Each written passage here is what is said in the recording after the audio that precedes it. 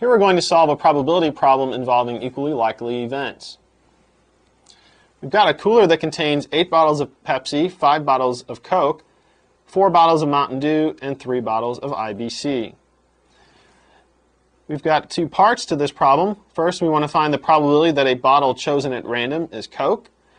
And part B, what's the probability that a bottle chosen at random is either Pepsi or IBC.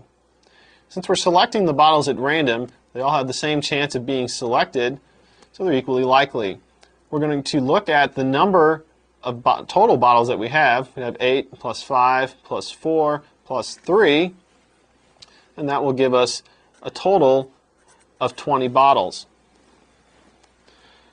For part A, we want to find the probability that a bottle chosen at random is Coke. So we'll call that the probability of Coke. Since they're equally likely, we'll look at the number of Coke bottles that we have in the cooler. We saw that there were 5 bottles of Coke, and there are 20 bottles to choose from. So we have 5 divided by 20, which is 1/4, or we can think of that as a decimal as 0.25.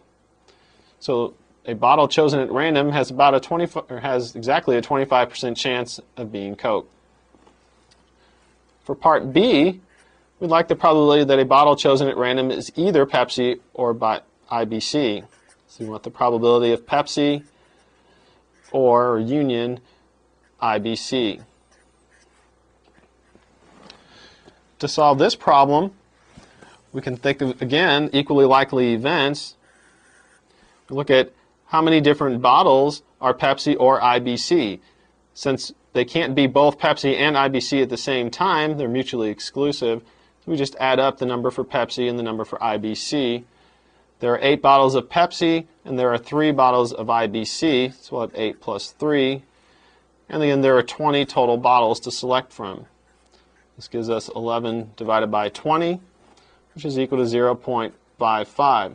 So the probability that a bottle chosen at random is either Pepsi or IBC is 55%.